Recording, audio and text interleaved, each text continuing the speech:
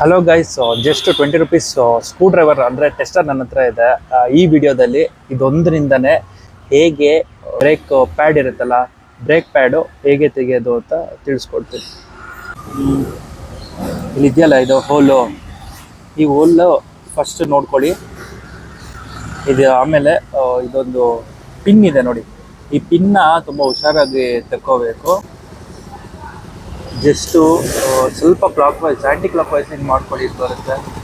ಅದಾದಮೇಲೆ ಇದರೊಳಗಡೆ ಹಾಕ್ಬಿಟ್ಟು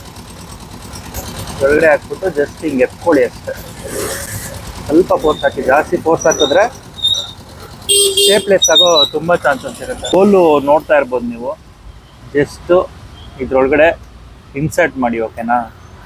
ಇನ್ಸರ್ಟ್ ಮಾಡಿಬಿಟ್ಟು ನಿಮ್ಮ ನಿಯರ್ ಬೈ, ಅಂದರೆ ನೀವು ಟ್ರಾವೆಲ್ ಮಾಡಬೇಕಾದ್ರೆ ಎಮರ್ಜೆನ್ಸಿ ಸಿಚುವೇಷನಲ್ಲಿ ಆ್ಯಕ್ಚುಲಿ ಯೂಸ್ ಆಗುತ್ತೆ. ಈ ಟೈಮಲ್ಲಿ ಹಿಂಗೆ ಇಟ್ಕೊಂಡು ಒಂದು ಕಲ್ಲು ತೊಗೊಳ್ಳಿ, ಓಕೆನಾ? ಯಾವ್ದಾದ್ರು ದೊಡ್ಡದೋ ಚಿಕ್ಕದೋ ಕಲ್ಲು ತೊಗೊಳ್ಳಿ. ಜಸ್ಟು ಹಿಂಗೆ ಟ್ಯಾಪ್ ಮಾಡ್ಕೋಬೇಕು, ಜಾಸ್ತಿ ಜೋರಾಗಿ ಬೇಡ, ಒಂದು 3 ಟೈಮ್ಸು. ಅದು ಬಂದೇ ಬಿಡುತ್ತೆ ಆ್ಯಕ್ಚುಲಿ. ನೋಡ್ತಾ ಇರ್ಬೋದು. ಇದನ್ನು ಸ್ವಲ್ಪ WD ಹಾಕ್ಕೊಂಡು, ಇಲ್ಲಾಂದರೆ ನೀಟಾಗಿ ಒರೆಸ್ಕೊಂಬಿಡೋಣ. ಈ ಪಾರ್ಟ್ನ ಒರೆಸ್ಕೊಂಡು ಕೆಳಗಡೆ ಇಟ್ಕೊಳ್ಳೋಣ. ಇವಾಗ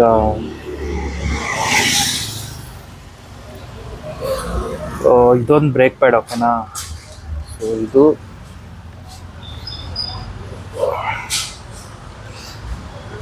ಇದೊಂದು ಬ್ರೇಕ್ ಪ್ಯಾಡು. ಇದು ಪಲ್ಸರ್ದಿದೆ ಆ್ಯಕ್ಚುಲಿ. ನಾನು ಒರಿಜಿನಲ್ಲು ಬ್ರೆಂಬೋ ಅವ್ರದ್ದು ಬ್ರೇಕ್ ಪ್ಯಾಡ್ಸು ತೋರಿಸ್ತೀನಿ, ಅದನ್ನು ಹಾಕ್ತೀನಿ. ಈಗ 2 ಬ್ರೇಕ್ ಪ್ಯಾಡ್ ಬಂತು.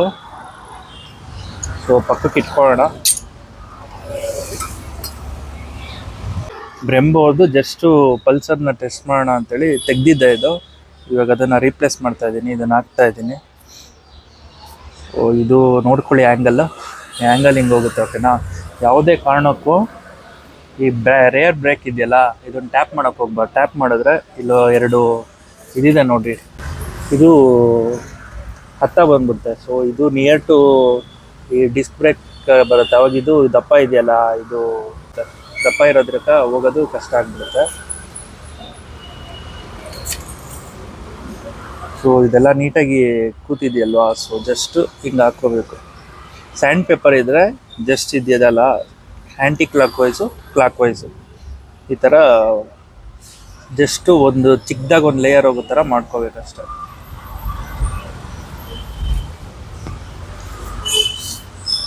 ಸ್ವಲ್ಪ ಹಿಂಗೆ ಮೂವ್ ಮಾಡ್ಕೋಬೇಕು. ಮೂವ್ ಮಾಡಿಕೊಂಡು ಸೌಂಡ್ ಬಂತು ನೋಡಿ. ಇದು ಕೂತಿದೆಯೋ ಇಲ್ಲೋ ಅಂತ ಹೇಗೆ ನೋಡೋದು ಅಂದರೆ, ಜಸ್ಟೇ ಮಿನಿಟ್ ಇದನ್ನು ಇಟ್ಕೊಳ್ಳಿ, ಓಕೆನಾ? ಆ ಸೈಡ್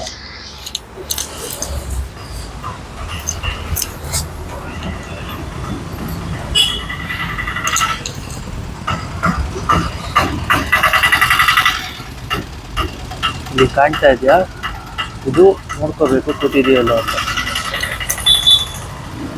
ಸೊ ಅದಾದಮೇಲೆ ಸೆಕೆಂಡು ಬ್ರೇಕ್ ಪ್ಯಾಡ್ ಕೂರಿಸ್ಕೋಬೇಕು. ಸ್ವಲ್ಪ ಇಳ್ಕೊಳ್ಳಿ, ಬ್ರೇಕ್ ಪ್ಯಾಡ್ಸ್ ಹೊಸದಾದ ಕಾರಣ ಟೈಟಾಗಿ ಕೂತಿದೆ.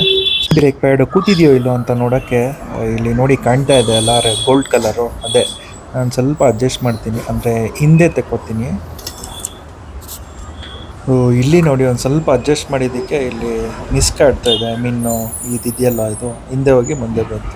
ಅದನ್ನು ಕರೆಕ್ಟಾಗಿ ನೋಡ್ಕೊಳ್ಳಿ, ಅದು ಆ್ಯಕ್ಚುಲಿ ಇಂಪಾರ್ಟೆಂಟು. ಬ್ರೇಕ್ ಅನ್ನೋದು ತುಂಬ ಇಂಪಾರ್ಟೆಂಟ್ ಅಲ್ವಾ ನಿಲ್ಲಬೇಕು ಅಂದರೆ. ಅದಕ್ಕೆ ನೀಟಾಗಿ ಎಲ್ಲ ನೋಡಿಕೊಂಡು ಮಾಡ್ಕೋಬೇಕು. ನೀವೇನಾದರೂ ಮನೇಲಿದ್ದರೆ WD-40 ಜಸ್ಟ್ ಕ್ಲೀನ್ ಮಾಡ್ಕೊಳಕ್ಕಷ್ಟೆ. ಸೊ ಈ ರೀತಿ ಫಸ್ಟು ಸ್ಪ್ರೇ ಹೊಡ್ಕೊಂಡು ಅದಾದಮೇಲೆ ಕ್ಲೀನ್ ಮಾಡ್ಕೊಳ್ಳಿ. ಈ ಪಾರ್ಟ್ನ ಬಂದ್ಬಿಟ್ಟು ಆ ಸೈಡ್, ಆಪೋಸಿಟ್ ಸೈಡಾಗಿ ಈ ಥರ ಇಟ್ಕೋಬೇಕು. ಈ ಥರ ಇಟ್ಕೊಂಡು ಜಸ್ಟು ಇನ್ಸರ್ಟ್ ಮಾಡಬೇಕು. ಇನ್ಸರ್ಟ್ ಮಾಡಿದ್ರೆ ಅದು ಎರಡು ಬ್ರೇಕ್ ಪ್ಯಾಡ್ಸು ಅದಾದಮೇಲೆ ಹಂಗೆ ಮೂವ್ ಆನ್ ಆಗುತ್ತೆ. ಜಸ್ಟು ಪುಷ್ ಮಾಡ್ಕೋಬೇಕು ಕೈಯಿಂದ, ಒಂದು ಲೈಟಾಗಿ ಲಾಕ್ ಆಗುತ್ತೆ. ಅದಾದಮೇಲೆ ನಾವು ಟ್ಯಾಪ್ ಮಾಡಬೇಕು ಆ ಸೈಡಿಂದ. ನೀವೇನಾದರೂ ಔಟ್ ಸೈಡ್ ಇದ್ದರೆ, ಆಚೆ ಕಡೆ ಇದ್ದರೆ ಟ್ಯಾಪ್ ಮಾಡಬೇಕು. ನಾನು ತೋರಿಸ್ತಾ ಇದ್ದೀನಲ್ಲ, ಸೊ ಇದು ಕಲ್ಲಿಂದನೇ ಪ್ರೆಸ್ ಮಾಡಬೇಕು. ಇಲ್ಲಾಂದರೆ ರಾಯಲ್ ಎನ್ಫೀಲ್ಡ್ ಅವರೇ ಯಾವ್ದಾದ್ರು ಒಂದು ಸ್ಪ್ಯಾನರ್ ಕೊಟ್ಟಿರ್ತಾರೆ ಅಲ್ವಾ, ಟೂಲು, ಈ ಟೂಲ್ನ ಇಟ್ಕೊಂಡು ಸೊ ಅನದರ್ ಸೈಡ್, ಆಪೋಸಿಟ್ ಸೈಡಲ್ಲೇ ಎರಡು ಕೈಯಿಂದ, ಒಂದು ಕೈ ಕ್ಯಾಲಿಪರ್ ಮೇಲೆ ಇಟ್ಕೋಬೇಕು. ಇಲ್ಲಾಂದರೆ ಕ್ಯಾಲಿಪರು ಬ್ರೇಕ್ ಡೌನ್ ಆಗೋ ಚಾನ್ಸಸ್ ಇರುತ್ತೆ. ಇದು ಕ್ಯಾಲಿಪರ್ ಮೇಲೆ ಇಟ್ಕೊಂಡು, ಓಕೆನಾ, ಈ ಥರ ಪುಷ್ ಮಾಡಬೇಕು. ಟಕ್ಕಂತ ಸೌಂಡ್ ಬಂದು ಕೂತಿದೆ ಅಂತ ಅರ್ಥ. ಇದು ಕೂತಿದೆಯಲ್ಲ ನೋಡೋಕ್ಕೆ, ಜಸ್ಟ್ ರೊಟೇಟ್ ಮಾಡ್ಕೊಳ್ಳಿ. ಅದು ನಟ್ಟೇನು ಹಾಕಿದ್ವು ಈಗ ನೋಡಿ, ಇದು ಈ ಹೋಲ್ ಇದೆಯಲ್ಲ, ಈ ಹೋಲ್ ನೋಡಿ ಜಸ್ಟು ತಿರುಗಿಸ್ಕೋಬೇಕು. ಈ ಡೈರೆಕ್ಷನಲ್ಲೇ ಇರಬೇಕು ಹೋಲು. ಅದಾದಮೇಲೆ ಪಿನ್ ತೊಗೊಳ್ಳಿ.